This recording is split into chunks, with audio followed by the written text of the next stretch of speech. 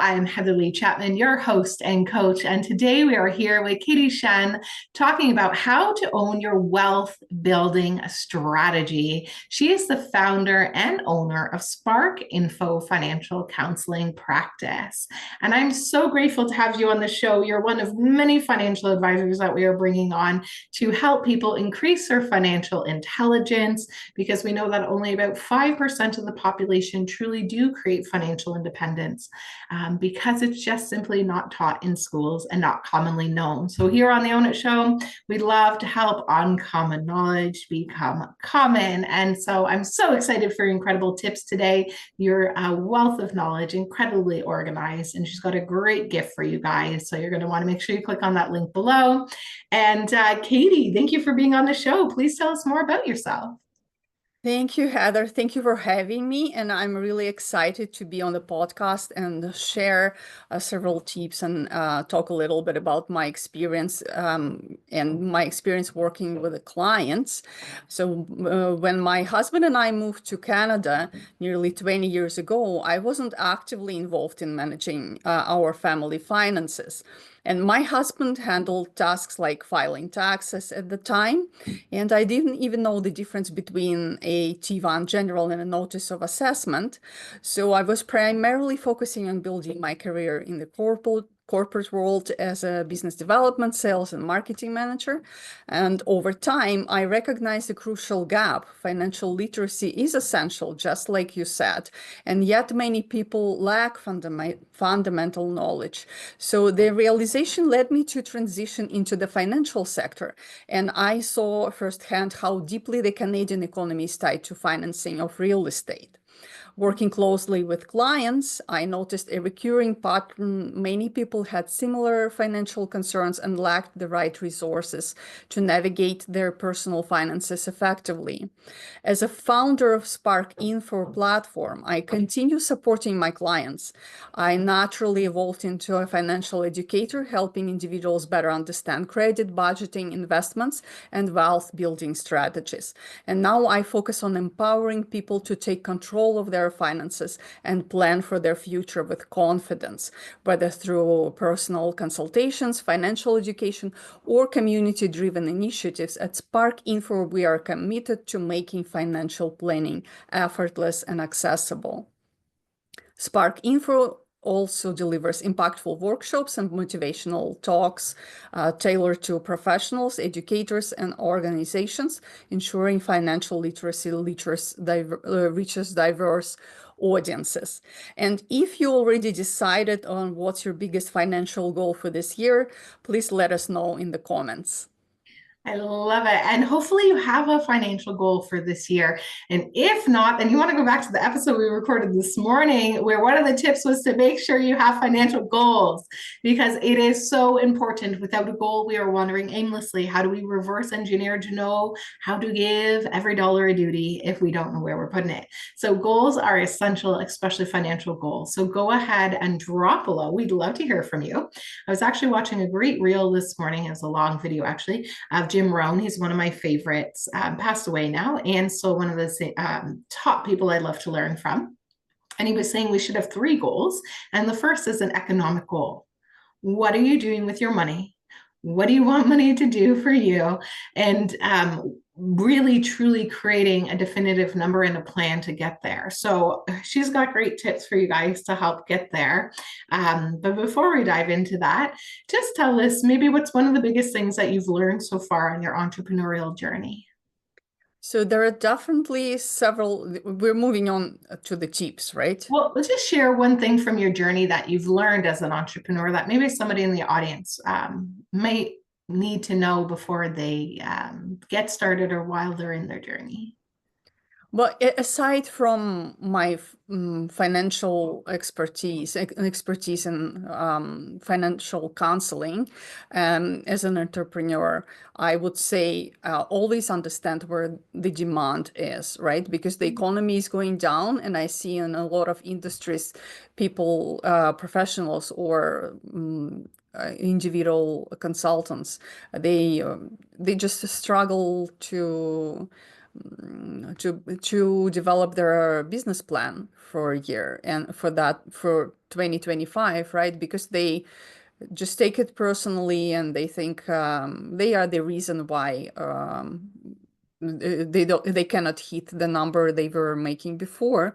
So if there is no supply, it's better just to adjust to the circumstances and not to be hard on yourself, and just to understand how you can shift and adjust to the current situation and to the current economy.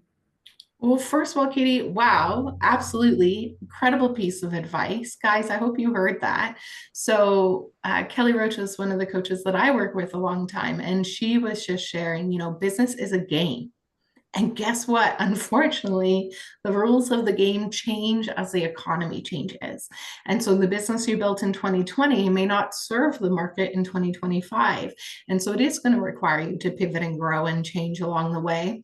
And that's where business coaches like me come in to be able to help you to make sure that you are creating an offer, that the demand is there and you can supply it, and also meeting your audience where they're at and building that ascension model, and creating that introductory offer. So I love that. So the biggest thing is not to be so mean to ourselves, right? Understand there's highs, there's lows, there's ups, there's downs, there's ins and outs. And we just need to know that in the end, we get the lessons, we stay solution oriented, and we stay focused on the goal, not the problems.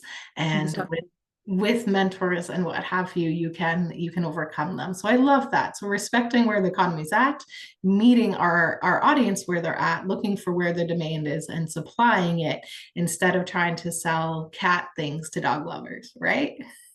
Exactly. Yeah. No, I like how you said that there's definitely an adjustment required. And you're great with helping women in business and professional individuals understand where they actually need to pivot their roadmap, Yes. where they need to change their roadmap, adjust it. Absolutely. We actually teach, it used to be called the 90-day roadmap to quantum leaps, and we now call it the quantum leap blueprint. But it is something that we do every 3 to 6 months, so that we are constantly deleting what's not working, multiplying what is, and pivoting to make sure that we're serving our audience and serving that demand, and also staying focused and prioritized and not busy and overwhelmed. So I love that you said roadmap, because that's exactly what we help you do. But enough about me and what we do. I'm so grateful for the tips. So not only did she bring tips, she's got a book that goes with each tip. Like I'm telling you guys, Katie's amazing. So Katie, take it away. Tell us about tip number 1, to understand the difference between good and bad credit, and that good credit is a tool, not a trap. So just like you said, try to make sure you don't get overwhelmed with your business. There should be a plan for your personal finances, not to get overwhelmed with your expenses. And understanding the difference between good and bad credit is one of the crucial skills a lot of people ignore or don't recognize that they need. And many people fear credit or avoid it altogether. But not using credit wisely can be just as damaging as using it recklessly. In North America, credit history is essential for securing loans, renting an apartment, or even getting a certain type of jobs. For example, imagine two people, Sarah and John, and I'm going to talk about someone I know here, but names are changed for confidentiality reasons, of course.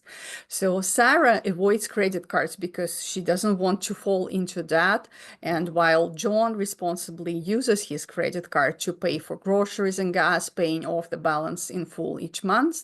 And recently, Sarah applied for a mortgage with her own bank, and she was surprised to find that bank won't approve her loan due to her lack of credit history. Meanwhile, John, who built a strong credit history by managing his credit responsibly, secured a low interest rate on his first mortgage. So I think it's very important to understand how the tool works and apply it properly. And my first book recommendation for this would be Credit for Canadians by Mike Morley. Do we want to talk about book recommendation, or we want to explore a little bit the tip?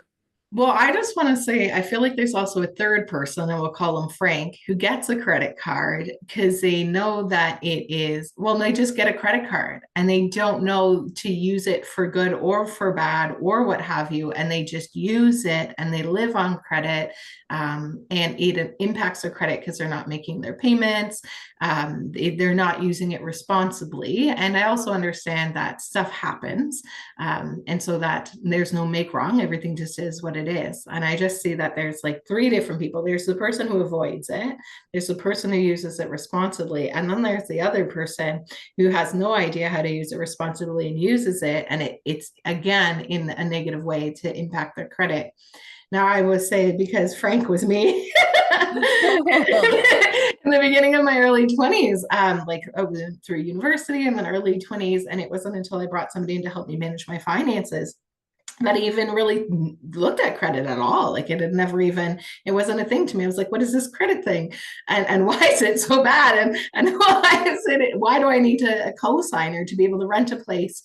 And that's when I was like, okay, this has to change. And it has been a long game of cleaning up the ignorance, so the lack of knowledge that I had and the irresponsibility that I had with that. And that all partially comes, guys, from ignorance, from lack of knowledge, and not our fault. Just not taught in school, not parents' fault, even though parents probably tried to teach me in many different ways. The parent can do their best, but the rest is up to the kid. So just know there's no make wrong. We just know that there is good and there is bad credit, and there's a way to use it responsibly, that it works in our best and highest way, so that it doesn't have to be a trap. Because after that, I remember thinking, screw credit. What's this illusion we live on? And then I'm like, oh, I guess if you want to play the game of life, you have to learn the rules and start to work with the system, instead of avoiding it or having it work against you because of ignorance, right? Well, you shouldn't be hard on yourself, Heather. I think it's actually quite typical for a lot of people um, to to just to face certain challenges when they use credit, when they apply for credit, because in the past there were not that much information about it to start with, and then still up until now, there are only most of the resources are online websites of the bureaus we have in Canada, and not that many people know that there are also actually books published, or they can discuss it with professional, or they don't even know what they need to discuss and where to start the conversation. So there are a lot of things into it. And just like you mentioned, there are also different lifestyles, and people, when they experience certain hardship, they get out of it, they take completely opposite approach, right? So that's probably also not an ideal way, but a lot of spending is psychological, and here we're slowly moving towards the second tip. So if you want to gradually introduce that one, or should I? Yeah. Let me know, because the two are heavily connected. Yeah, I love this tip. And there's so much goodness behind this, to recognize the psychology of your spending habits. And I just have to say, when I started looking at this, and I learned unconsciously, as soon as I had money, because it was like a feast or famine sometimes, like in the early 20s or university and what have you. So as soon as you had money, the psychology was like, well, I've got to spend it and get everything that I need now, just in case I don't have money later. And what that led to, even when you had money and you knew money was coming in later, you just spent it all now. And so that was my psychology behind one of my spending habits, that I had to really, really, really work on and let go from a lack mentality that was running it. So recognize the psychology of your spending habits. You tell us more about it now. Yeah, as you probably already know, budgeting it's not just a mathematical exercise.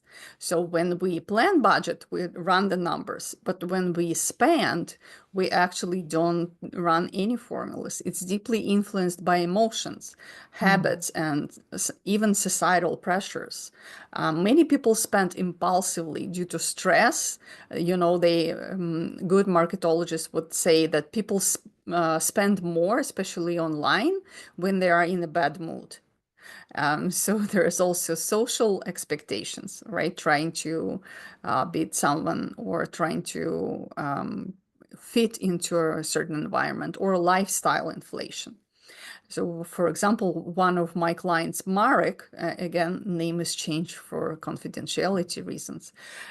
He earns about $80,000 a year, but constantly feels like he's living paycheck to paycheck. And that's what a lot of people feel like, right? It's very familiar state, emotional state, financial state. And after analyzing his spending, he realized that he spends over $500 a month on daily coffee, takeout, and spontaneous shopping. A good portion of it is online shopping too, right? So online shopping is like a gambling of our time. And Yeah, expensive. Yeah. I was just gonna say, and there's so many, oh my God, there's so many of those sites now too that they make it a game. It's like spin this, then you get Yes. 90% off. You have this much time to use these credits. Like they have nailed down the psychology of spending and they got you. So you have to be in control of those mental faculties because that Exactly. online spending game is a true game now. Exactly. And then there is a whole science behind it on how to make us push the button, right? Well, so coming back to Marek and his experience, and Marek's friend Emily, who actually has been my client for several years and referred Marek to me. So, on the contrary, she has mastered my recommendations and developed a habit of following 50-30-20 rule, where 50% is spent on necessities, 30 is on wants, and 20% is spent towards savings. And that's again another whole exercise to recognize the difference between necessities and wants, because quite often we confuse the two, or we trick ourselves into um, substituting the terms. So So, I have a question I want to ask about that because I learned this philosophy from you, and also I can't remember whatever financial education I was learning recently. So I was redoing all my budgets and everything with this, and I was like, "Well, where do the taxes go?" Like, his 30% for me is put away 30% for HST and taxes, and so that's now at 130%. So does that 30% go in the 50? yeah, taxes is something you cannot avoid. So that's a necessity for Got it. sure. Checkmate. Duly noted. And we cannot really put them into wants, right? And it's not Nobody wants to pay the taxes. No, it definitely doesn't go into that or the savings. Okay. So that 30% is going into, well, and I say 30 for us because as business owners, we're collecting the HST. So if you are not, and it's just our income tax, then it might be more like the 13 or 15% if you want a little extra. yeah. But yeah, in that necessities, then the taxes are going in there. Awesome. Just want to clarify. Yeah.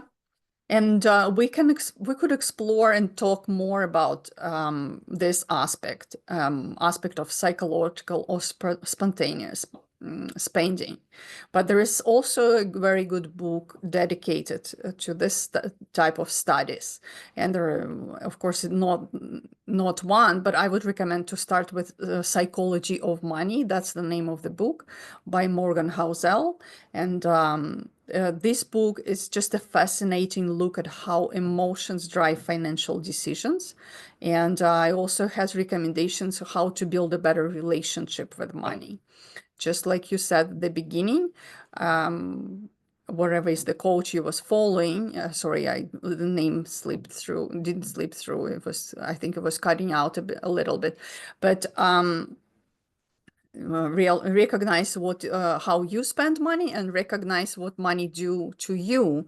So it's like two-ways road, and this book is really good exploring different aspects of it, and you cannot go wrong with understanding where your money goes, so, and why, most importantly. And the takeaway from this tip should be money is like a fabric. So you can cut it and style it in different ways. And once you understand why you spend money you do, after that, you will be able to make financial choices, not emotional choices, but financial choices. And I love that theory. That's why I love the book Profit First, because it teaches you to set up a certain amount of bank accounts, a certain money goes into each account. And once the money is moved to that account twice a month, it's transferred to accounts that are not easy to get the money from. That would take you, say, days to get it or what have you, so that when you are out at the store or you are sitting there on the couch emotional shopping online or whatever it is that you're doing, you actually would go, oh, I can't do that. I can't allow the emotion to make the decision. My past self has already cast a vote for my future self and put that into an account where I can't reach it right now. And so we really do need to learn to start working with our brain instead of having it work against us, and following those kind of strategies that help us avoid that emotional spending is priceless, really, and essential. Absolutely, I agree. I agree. Like just like you say, with any developed habits, sometimes we sabotage ourselves, right? So there is a reason, and usually it is stress, unrelieved stress, why people sabotage their financial plans or Dopamine. It's going for a dopamine hit. I'm just going to buy some new pants, yeah. right? Or a coffee or whatever that looks like. Yeah. Yeah, sometimes we just tell ourselves, I need a treat or I deserve it. But really, there is a difference between needs and wants. So that's exactly, once you realize that you cannot have it all and something has to give and something has to go, and then it will be easier for you to build your planning uh, around your goals and work with your budget and make your money work for you, most importantly. Yeah. And when you have a want, you have the 20% there to be able to spend on the wants, Yeah, right? So, exactly. Right. and making sure it's not 80% Making sure it's not instead. 18. Yeah. All right, let's dive into tip number 3. And there's so many great tech hacks and things and AI and so much stuff that is coming in like to help us. It's incredible. So tip number 3, to leverage technology for better financial management. So tell us more about how we can do that. Yeah. Yeah, if you like social media or apps or go online, browse quite often, maybe it would make sense to prioritize this app first and just play a little bit with it before you go on any other shopping platform or gaming platform or any other addictive type of influential type of platform. So leverage technology for better for put your financial plan in place. Leverage technology for better financial management. And as we all know, we are now so keen on technology. Those days when we were tracking expenses with pen and paper, they're a long time gone. So technology can simply budgeting, automate savings, and provide insights into your spending patterns. For example, for example, my clients Anna and her husband, and that's quite a typical situation because especially when there is more than one person managing and budget and expenses, there can be conflict of interest sometimes, or conflict of wants and needs. So this couple, they used to struggle with keeping track of household expenses, and every month they'd argue over missing receipts or unexpected expenses. And then they started using Monarch.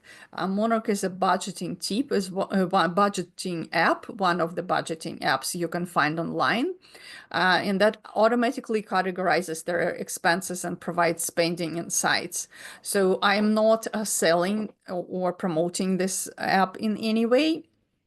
in my free gift and giveaway today, which I'm sharing today, you will be able to find a list of other apps you could choose from. It's just Monarch seemed to be one of the um, advanced and tailored to the needs of the modern society and financial platforms we are currently using. But you're more than welcome to try and use any other app. It's just it's been recognized that technology can really help you advance and track the expenses and recognize that gap between what actually was planned for this month and what was already spent. Because that's where a lot of my clients and a lot of budget planners tend to fall behind with their personal finances. They just don't track properly how much money they have, of the allocated money or their salary or income is left to spend, and that's how they tend to go a little bit beyond the limits. And technology is very helpful with that. And sometimes with the AI and all the new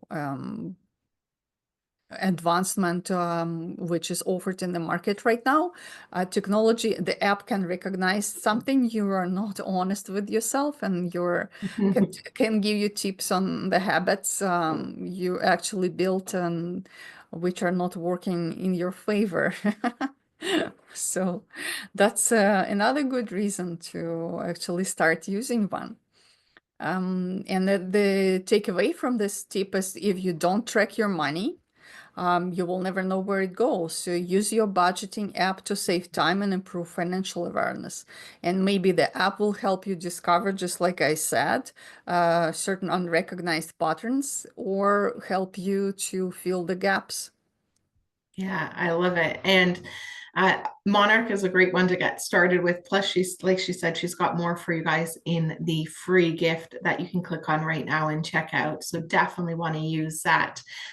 Let's start using technology to help us overcome our own habits and learn more about our own psychology of spending. So amazing. Let's dive into tip number 4, develop a habit of budget planning and goal setting. So tell us more about that. Yeah, so all the previous ones kind of lead you to the one main one. Basically, we all want to improve our lifestyle and have some certainty in the future. Especially nowadays, it's been recognized that with the economy being a little soft, and a lot of people didn't have a good habit of saving for the tough times, or budget planning, or having strong knowledge on investments, it became a challenge. And financial stability isn't just about cutting expenses, it's about having a clear plan for where your money should go. So how to achieve that, whether you're saving for a vacation, an emergency fund, or retirement, or having a budget which gives you freedom. And like, with all that, if you have a budget in place, that's what will give you at the end, once you implement this exercise, will give you freedom and a peace of mind. So coming back to examples again, and I'm going to share an example of my clients whose names were changed for confidentiality reasons. Lisa and James, who both earn this about the same amount of money a year, $30,000 annually. And Lisa follows her spend first, save later type of approach. And James, on the contrary, he pays what we call himself first. So he automatically saves the 20% we were talking about earlier. So he does that before he spends on anything else. And that's one of the typical mistakes a lot of us either did know about or don't do. People tend to save from what's left, not save before they start spending. So that's one of the main habits to develop over time. Just decide how much you need to allocate for savings first, and start spending later. And then coming back to Lisa and James, Lisa is stuck in rent because she has little to no savings for down payment. But James, however, was able to build a substantial investment portfolio and establish financial security for himself. And he's considering to buy his first property, to buy his first primary residence. So this is a good example of how a budget can improve your lifestyle and help you just achieve the goals you really want to achieve, the crucial goals, not just the little treats every day, which can make you feel good, which is also crucial and essential just to have a good sense of enjoyable life and nice lifestyle. But however, just set priorities and recognize what is necessary, and have your plan in place and stick with the place. Use technology to stick with the plan, and understand how credit can be applied to achieve your goals, and understand the psychology behind your spending. So implement all four and you will be golden. I agree. And I just want to go back to one thing you said there, just so people didn't miss it, because it's one of the things that most people don't do. It's where you pay yourself first. And that to me originally meant, well, I just go buy whatever I want. And then whatever's left is for expenses. That's not what it means. It actually means pay yourself for that your future self will thank you. So if you have $100,000 and you take 20,000 of it, you put 20% away, then the rest is what you would have for the wants and the necessities. And that would tell you what you can have for your expenses. What most people do is they get paid, they pay their expenses, and then what's left is what they pay themselves. And that's often then more just for the wants and never gets to the savings. And so, yes, you may have to choose to be a little uncomfortable now to be more comfortable later. And that is the decision your future self will thank you for. So may we all start making decisions and casting votes that our future self will thank us for, where we learn to profit first. And these 4 tips and the books and the apps and the free gift are all going to be able to help you create financial independence and financial wealth. And that, my friends, helps you create a life of freedom and choices. And who doesn't want more opportunities and more choices, and to live life more by design instead of by the conditioning and with what's left? So absolutely incredible episode. Tell us a little bit more about this incredible gift that you have for them and why they want to grab it right now.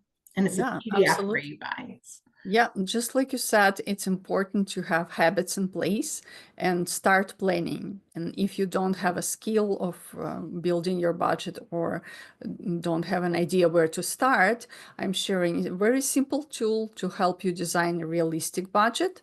First of all, right, don't go too ambitious when you just start. Don't make it too overwhelming. Just start with very simple steps. And most importantly, stick to it. So it is available in my package. There are free templates and they're very easy to use. And also the handout walks you through the difference between 5 budgeting approaches. So apparently there are 5 different strategies, because people think, what's the big deal about budgeting? There is income, there are expenses, and there are savings. However, there are 5 different strategies which people can choose to stick with. And what I see quite often, my clients, before they come see me, they struggle to accomplish their financial goals. Basically, they fail following their budget because they use the wrong budgeting method. So that's one of the reasons why. And if you start just start with it today. Just use the free templates and most importantly, choose the budgeting approach relevant for you and your goals. That will help you to succeed. So the package also has a link to connect with me and book time with me, and you can use it to request any additional information you need. And just when you move on with it and start using it, just think that budget is not a restriction. That's what a lot of people take it, how a lot of people take it. They think it's just a limitation. Budget is about making your money work for you. So make it good quality expense or plan. So having a plan allows you to enjoy life while you're securing your financial future. A plan allows you to enjoy life while you're securing a financial future. That could be a great tagline for you. Absolutely. So, may you all secure a financial future that helps you create a life that you love, that leaves you happy and fulfilled. Thank you so much for being on the show. Was there anything else you wanted to add? That was wonderful. Thank you. Thank you, Heather. Well, I must say that you are doing an amazing job with the podcast and you put so much efforts into it and you're so dedicated and I see how you're thrive and how much you're thrilled about it. And I just like it. I absolutely adore how your approach to your community, to the audience, to your clients. And I think it's great and it definitely gives you inspiration and gives us all women in business and individual professionals inspiration to do what we do every day. So I just want to thank you for having me. And I'm looking forward to have the podcast published, and I'm looking forward to receive any questions or feedback from our audience. And if anybody wants to connect with me, I'm more than happy to help you with your financial goals. And owning your wealth building strategy isn't about making drastic changes overnight. It's all about small, consistent habits that lead to long-term financial freedom. That's what it is about. Whether it's understanding credit, recognize spending patterns, leveraging technology, or setting financial goals, really taking control over your finances is empowering. So own your wealth building strategy. That's my call to action. I love it. Mic drop right there. Own your wealth building strategies, and Katie can help you do just that. So make sure you reach out to her today and own your financial future. So remember, stay happy, healthy, wealthy. Oh, and I just want to say thank you so much for your kind words about me. You are so You sweet. It is. deserve it. You deserve it.